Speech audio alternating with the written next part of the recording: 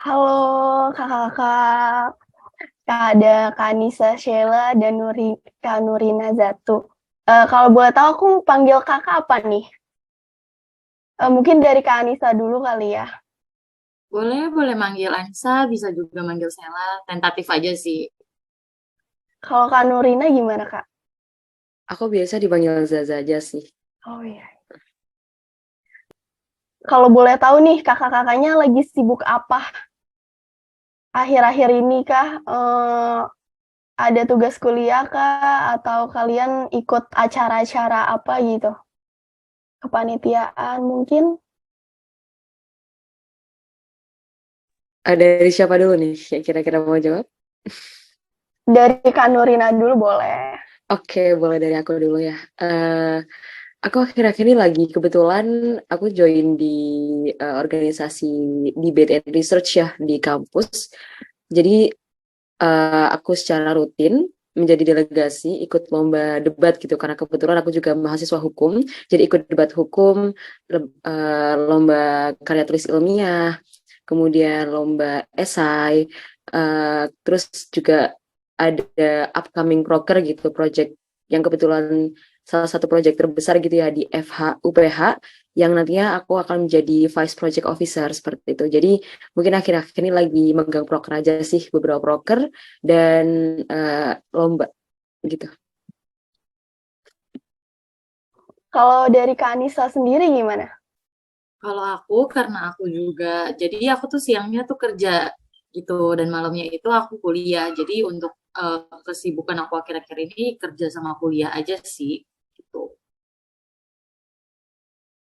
Sebelum aku belum memperkenalkan diri nih, aku Zilan. Kalau aku nggak ditanya tapi nggak apa-apa lah ya. Kalau aku tuh lagi sibuk di Centennial aja sih. Kalau boleh tahu kakaknya semester berapa ya, kakak-kakak? Kalau dari aku sih, aku semester 7. Kalau aku angkatan 2020, jadi sekarang di semester 5. Oke oke. Kayaknya kita mulai aja kali ya. Kita kan tahu nih Kak, hari ini kita mau bahas tentang kekerasan seksual. Nah, ini topiknya lumayan berkesinambungan dengan kakak-kakak juga. Ada Kak Anissa dari jurusan psikologi dan Kak Nurina dari jurusan hukum juga ya. Kebetulan aku juga hukum. Eh, Lumayan menarik topiknya. Kita tahu kalau misalnya kekerasan seksual ini tuh benar-benar akhir-akhir ini lagi sangat marak banget ya di telinga kita karena itu bukan hal yang biasa. Karena kayak sering banget terjadi di masyarakat Indonesia, terutama korban-korbannya itu kan mayoritas yang terkena itu pasti perempuan ya. Mungkin ada dari laki-laki cuma sedikit gitu. Uh, Bahkan aku tuh apa namanya baca dari catatan Komnas Perempuan 2022 data terakhir, kalau misalnya dalam waktu 10 tahun ini dari tahun 2012 sampai dengan 2021 kekerasan kasus kekerasan seksual ini meningkat 50% dibanding tahun 2020. Sebanyak 3.338 kasus, bahkan angka ini tuh lebih tinggi dibandingkan dari KGB. Menurut kakak nih, aku mau tanya dulu dari Kak Nurina, point of view kakak tentang kekerasan seksual tuh seperti apa sih kak gitu? Oke, thank you ya atas kesempatannya. Jadi kalau dari menurut aku sendiri ya sebagai mahasiswa hukum, kekerasan seksual itu adalah suatu hal yang tentu saja sangat ditentang ya. Bagaimanapun itu adalah sebuah hal yang salah gitu.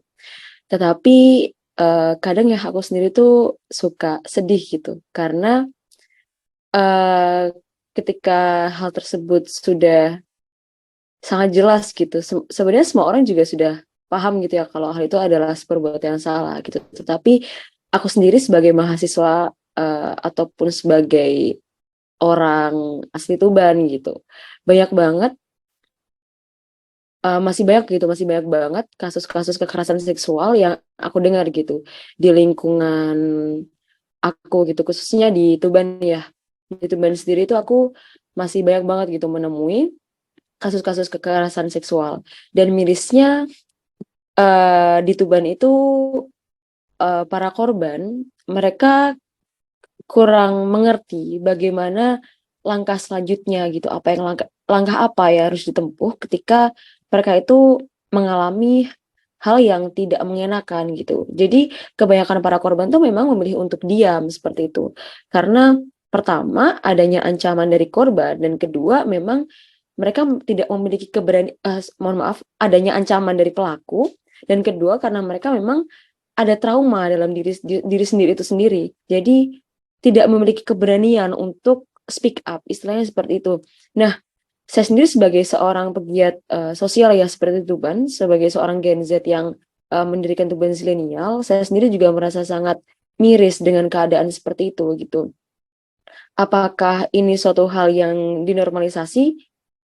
Ya, sebenarnya hal ini sangat-sangat dinormalisasi ya di teman-teman sayangnya. Jadi banyak orang yang belum memiliki kesadaran lebih untuk menolong korban-korban semacam ini gitu. Jadi edukasi-edukasi yang lebih mengenai pentingnya untuk menolong, untuk bagaimana cara menangani korban-korban pelecehan seksual itu memang sangat penting untuk dilakukan sosialisasi untuk teman-teman di Tuban sendiri seperti itu. Karena memang uh, kita kan istilahnya kabupaten ya, kabupaten yang kecil di Jawa Timur. Jadi untuk pendidikan sendiri juga tidak semaju di Jakarta dan di kota-kota besar lainnya gitu. Jadi memang orang-orangnya pun uh, kebanyakan adalah lulusan sekolah dasar kalau di Tuban. Jadi memang belum banyak yang memiliki kesadaran lebih tentang bagaimana cara menangani kekerasan seksual dan bagaimana cara mencegah kekerasan seksual itu sendiri. Kalau dari aku seperti itu sih.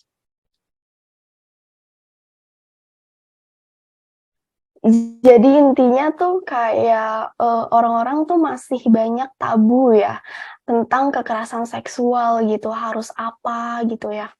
Oke, kalau untuk Kak Anissa sendiri point of view-nya tentang kekerasan seksual tuh gimana Kak? Sebagai mahasiswa psikolog nih.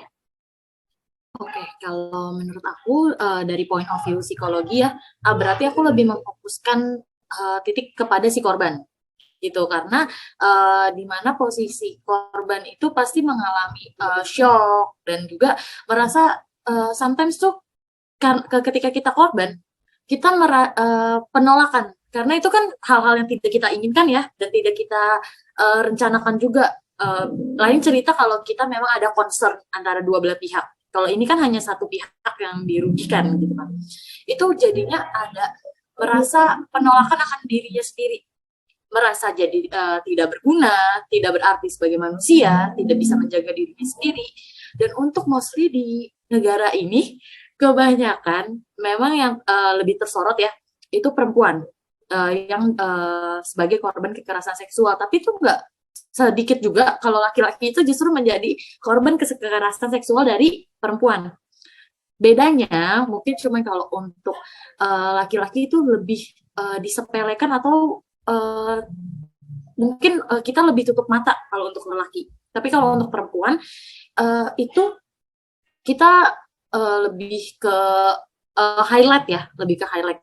Dan juga kebanyakan justru masyarakat itu menyalahkan si korban. Entah dari cara berpakaiannya, mungkin kayak lo kali lagi coba cari perhatian.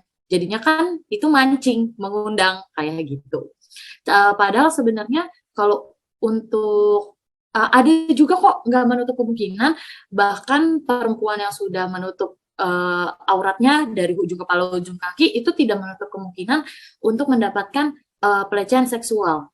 Bahkan juga catcalling itu sudah termasuk dengan pelecehan seksual kayak gitu. Jadi kalau menurut aku kita memang harus mengedukasi seluruhnya, baik laki-laki atau perempuan, untuk hal-hal yang tidak bisa untuk kita normalisasikan, seperti yang tadi Kak Zaza sebutkan ya, itu. Jadi harus dari awareness diri sendiri, kayak gitu kalau menurut aku.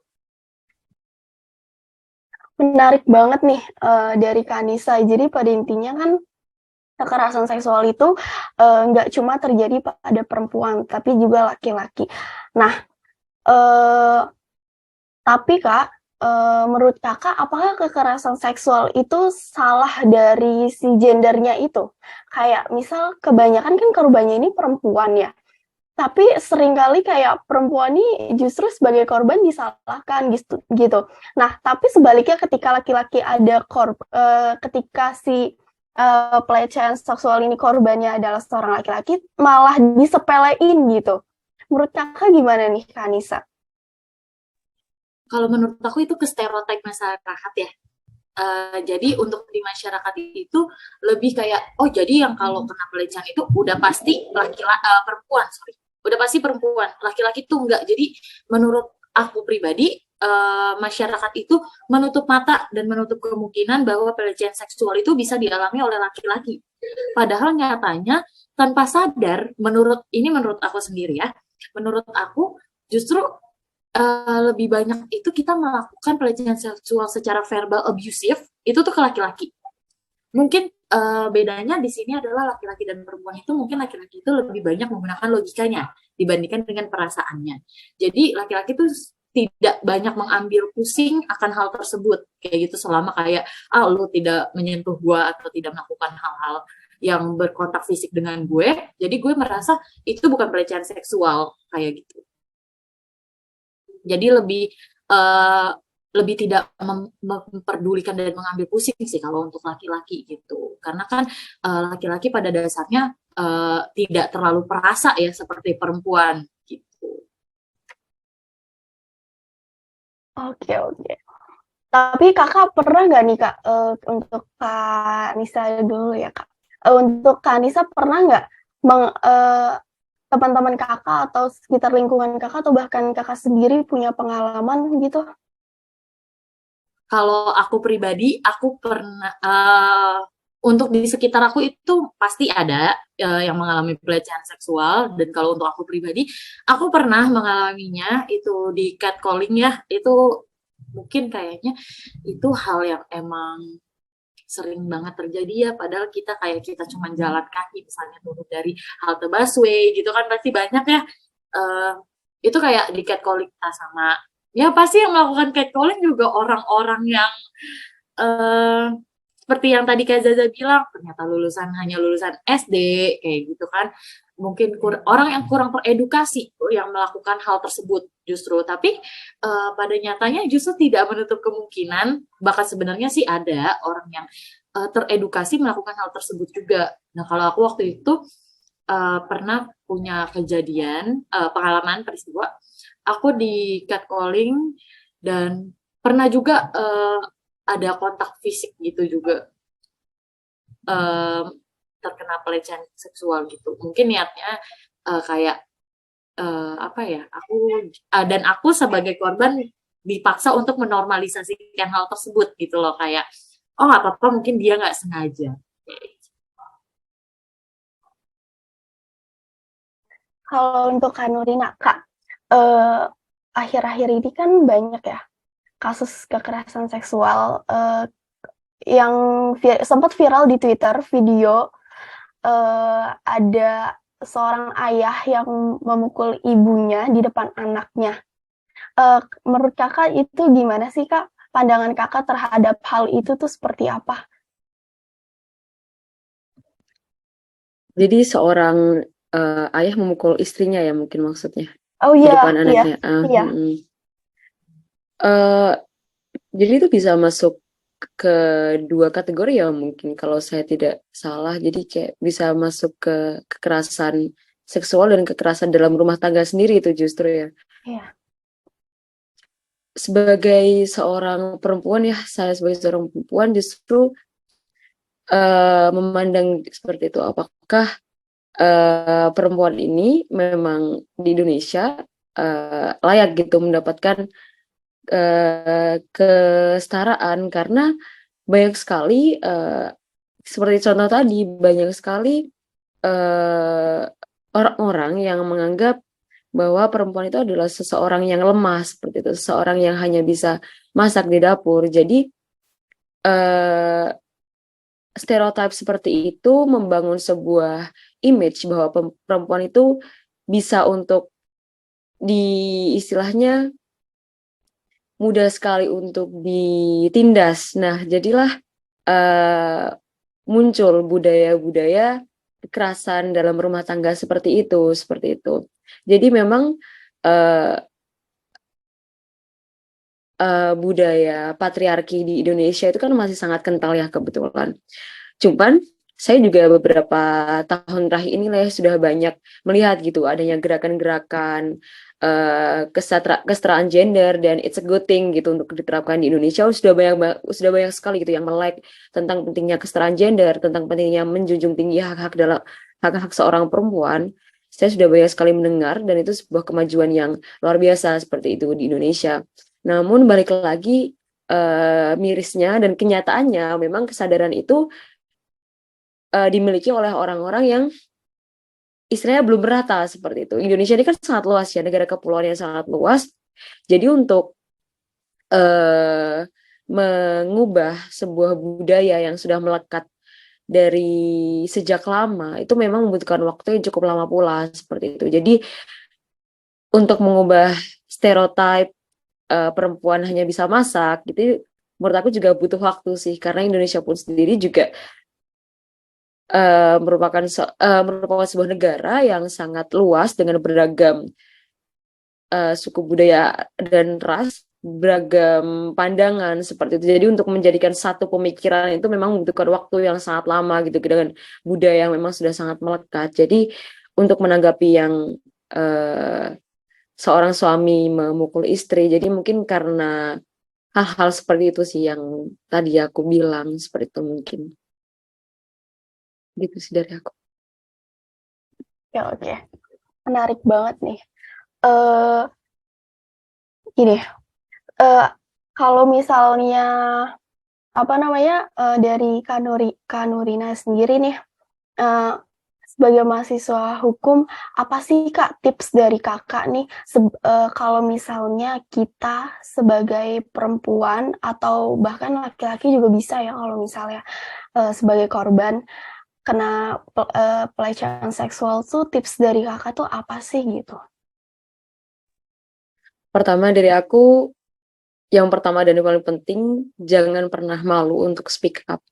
Karena yang bisa menolong diri kalian itu menurut aku adalah diri kalian sendiri, seperti itu. Karena dalam hukum sendiri ya, yang paling banyak, istilahnya paling banyak uh, di pengadilan paling susah untuk menangani kasus mengenai pelecehan seksual itu kan mengenai pembuktiannya ya. Jadi tidak adanya saksi, tidak adanya bukti-bukti yang jelas seperti itu. Jadi di pengadilan sendiri banyak yang kasusnya akhirnya korban itu tidak dimenangkan karena memang hal-hal seperti itu yang susah dibuktikan. Jadi sebagai korban sendiri kita juga harus tegas, harus berani untuk membentengi diri kita sendiri, untuk speak up. Bagaimana sih rentetan kasus-kasus bagaimana rentetan kronologi yang terjadi kepada kita seperti itu. Jadi di pengadilan sendiri juga lebih mudah untuk prosesnya. Memang ini hal yang sangat sulit ya sebagai korban. Mungkin saya sangat mudah ya ngomong seperti ini, tapi saya lihat dari perspektif korban sendiri untuk sekedar speak up pun sangat-sangat susah, karena memang kadang kan gini ya, ketika kita di KRL atau kita di kendaraan umum, kadang ada orang yang jahil, sekedar megang-megang kita aja, kita tuh kadang udah kayak mati rasa gitu, udah bingung mau apa, udah tiba-tiba nge-freeze gitu kan ya. Nah, hal-hal sepele semacam itu aja ketika terjadi kepada kita udah bingung mau ngapain gitu. Sekarang kan kayak kita mau ngomong, kita mau teriak, tapi kita juga terdesak, terhimpit, kita juga kayak tiba-tiba nggak bisa teriak gitu aja. Nah, apalagi untuk korban-korban yang istilahnya dia mengalami tindakan pelecehan seksual tingkat yang lebih serius seperti itu. Jadi traumanya itu sangat terbayang-bayang. Jadi istilahnya ketika mereka mau melupakan, tetapi ketika mereka diminta untuk bercerita, otomatis kan mereka diminta untuk mengingat-ingat kembali ya masa-masa kelamnya yang udah terjadi itu. Jadi memang tapi bagaimanapun juga gitu, meskipun itu hal yang sangat berat, kita harus berani untuk speak up, berani untuk melawan agar hal-hal semacam itu tidak terjadi kepada kita gitu. Hal-hal semacam itu bisa membentengi diri kita. Buktikan kalau perempuan itu tidak lemah, perempuan itu kuat dan bisa membentengi diri kita sendiri. Jadi pelaku-pelaku sendiri juga berpikir dua kali nih ketika mau melakukan hal tersebut, karena melihat kayak, oh ini orang kayaknya nggak bisa nih untuk aku jadiin mangsa seperti itu. Jadi memang sebagai perempuan juga kita harus bisa membentengi diri sendiri dan bisa memiliki keinginan untuk melawan. Intinya seperti itu dari aku. Oke, kalau dari Kak Anissa gimana Kak? Tipsnya nih untuk para perempuan atau mungkin juga sebaliknya laki-laki yang bisa jadi menjadi korban gitu. Antisipasi apa sih Kak? Apa ya? Maksudnya apa yang bisa dilakukan gitu sebagai korban untuk pemulihan dalam pelecehan seksual ini? Kalau untuk berarti pemulihan berarti emang dari sisi psikologis ya. Iya, Kalau dari sisi untuk psikologis ya. Nah, kalau untuk itu cari pertolongan yang tepat dan cari tempat yang tepat yang mungkin yang kamu rasa tidak akan menghakimi kamu dan tidak akan mendiskriminasi kamu. Dimana yang bisa untuk di netral, arah netral. Tidak, seenggaknya tuh nggak ada kayak, kok bisa? Nggak ada kalimat seperti itu kan menurut aku kata-kata kok bisa itu adalah kalimat pembuka untuk dimulainya kamu didiskriminasi. Untuk kamu kayak kok bisa setelah diceritakan berarti lo bajunya begini sih. Mencoba mencari celah untuk menjatuhkan mencari kesalahan kenapa hal itu bisa terjadi ke kamu menurut aku gitu. Jadi untuk itu kamu harus cari tempat yang tepat dan tempat yang tepat sih untuk kamu menceritakan hal tersebut. Dan aku setuju banget sama Kak Zaza kalau jangan pernah takut untuk speak up. Karena emang, tapi pada nyatanya emang benar banget susah kita untuk speak up. Terkadang untuk kita, namanya itu hal berat ya, karena juga itu adalah hal yang sangat tidak kita inginkan tentunya, apalagi ibarat kata kita dipegang oleh orang asing gitu kan, atau mungkin kita menjadi bahan objek oleh orang asing kan banyak ya di sosial media gitu. Yang kemarin juga banyak baru terjadi di KRL, seperti di foto-foto bagian bokongnya kayak gitu kan, atau di elus gitu kan. Jadi emang gak pernah, jangan takut untuk speak up dan cari tempat yang tepat di mana kamu untuk menceritakan hal tersebut kayak gitu dari aku. Jadi pada intinya itu kita harus speak up ya Kak.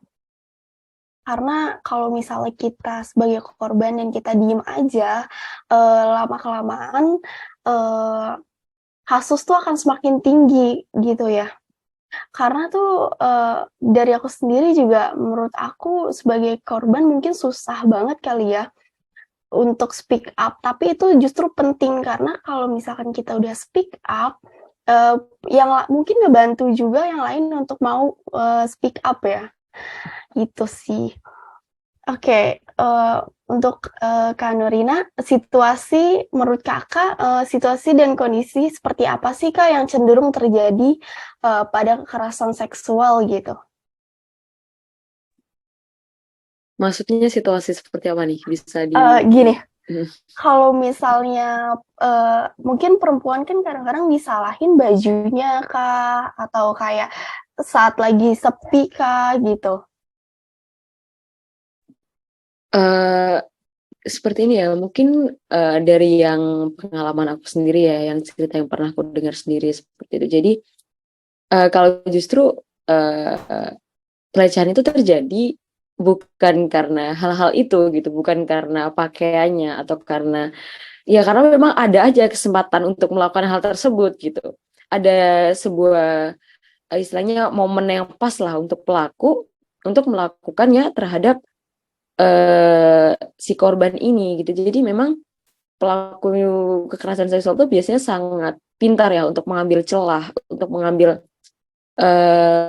momen-momen yang pas untuk melakukan hal semacam itu, dan dia kadang di momen itulah kayak pinter nih, nggak ada orang yang lihat, asalnya nggak bisa dituntut, nggak ada eh,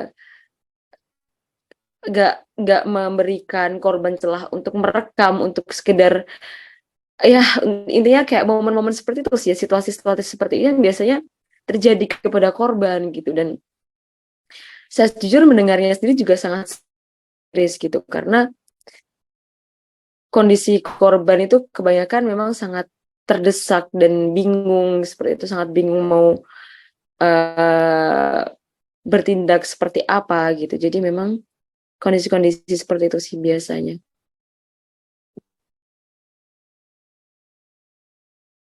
Oke, mungkin untuk closing statement dari Kanisa, aku mau tanya, eh, menurut kakak nih, kenapa sih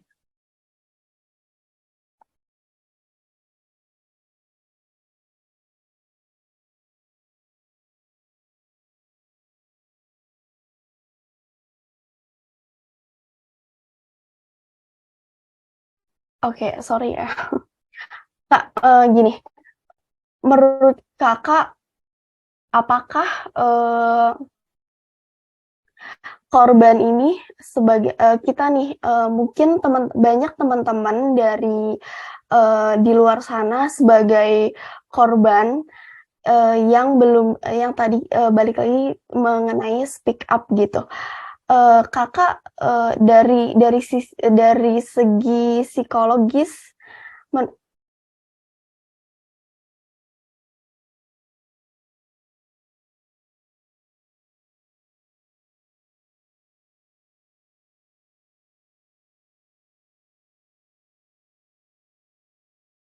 oke baik. Masalah pelecehan seksual ini kan nggak akan ada habisnya ya. Syukur-syukur sih masalah pelecehan seksual ini bisa berkurang untuk kedepannya gitu. Untuk closing statement, aku mau dari Kak Anissa. Apa sih Kak pesan dan pesan yang mau Kakak sampaikan untuk para perempuan di luar sana yang sampai saat ini belum yang apa ya? Semoga aja gitu tidak akan merasakan gitu yang namanya pelecehan seksual. Kalau untuk menurut aku, kalau untuk yang semoga tidak merasakan, itu memang harapan ya semuanya. Cuman kan kita sebagai manusia, kita nggak tahu nih ke depannya kita akan mengalami apa di situasi seperti apa. Cuman kalau menurut aku pribadi, jangan pernah takut kalau memang kita benar dan kita posisinya adalah kita korban. Itu jangan pernah takut, walaupun eh, misalnya ketika pada saat di waktu tersebut dan kita mengalami hal tersebut, ya udah, kalau emang mau teriak udah nggak apa-apa, teriakin aja. Jangan kayak nanti kalau gue teriak nanti gue masih memikirkan pemikiran tentang dirinya yang dipikirin orang lain. Itu menurut aku buang jauh-jauh hal tersebut. Intinya jangan pernah takut, dan juga cari tempat ruang aman kalian. Kalau kalian mengalami hal tersebut, cari ruang aman di mana tempat kalian bisa menceritakan semuanya apa yang terjadi kayak gitu, dan mendapatkan penanganan yang tepat tentunya kayak gitu, menurut aku. Untuk Kak Nurina gimana Kak? Oke, mungkin dari aku untuk perempuan-perempuan di luar sana ya, memang kekerasan seksual itu adalah suatu hal yang sangat sulit untuk dihindari begitu ya, karena timingnya sendiri pun kadang sangat tidak terduga gitu. Kita bisa merasakan dimanapun dan kapanpun pada waktu-waktu yang sebenarnya tidak pernah kita duga kalau kita akan mengalami hal semacam itu gitu. Jadi ketika kalian mengalami, kita semua sebagai perempuan, entah laki-laki atau perempuan yang mengalami kekerasan seksual, aku setuju banget dengan kata Kak Anissa tadi, jangan pernah takut untuk ngomong, jangan pernah takut untuk speak up, mencari ruang aman, dan melawan ketika kita mengalami hal semacam itu. Karena ketika kita tidak melawan seperti itu, pelaku justru akan semakin menjadi-jadi untuk melakukan tindakan-tindakan tidak senonoh seperti itu. Jadi intinya melawan, jangan takut untuk speak up dan cari comfort zone kalian untuk menceritakan segala keluh kesah kalian terkait kejadian-kejadian tidak enak yang telah menimpa kalian seperti itu. Oke, terima kasih untuk kakak-kakak yang udah menyampaikan closing statement-nya. Yang pada intinya kita nih sebagai sebagai korban, apalagi perempuan, yang mana semakin hari kasus ini semakin naik dan perempuan nih sebagai korban nih semakin banyak gitu. Nah, jangan pernah takut untuk speak up. Yang pertama ya Kak, jangan pernah takut untuk speak up. Dan yang kedua, cari ruang aman di mana kita bisa merasa aman untuk bercerita, atau kayak sebagai korban nih kita merasa tertangani gitu. Walaupun ya pasti untuk melewati trauma-trauma itu nggak mudah ya teman-teman. Oke, terima kasih kakak-kakak semuanya. Terima kasih. Terima kasih juga atas juga. kesempatannya teman-teman Zenial dan Centennial, Kak Zila dan Kak Anissa. Terima kasih. Terima kasih juga, senang banget bisa kenal dan ikut berkontribusi dan berpartisipasi di acara ini. Aku juga mohon maaf apabila banyak kesalahan dari kata-kata yang aku sampaikan atau aku tanyakan gitu. Boleh kita mutualan Instagram kakak-kakak? Boleh.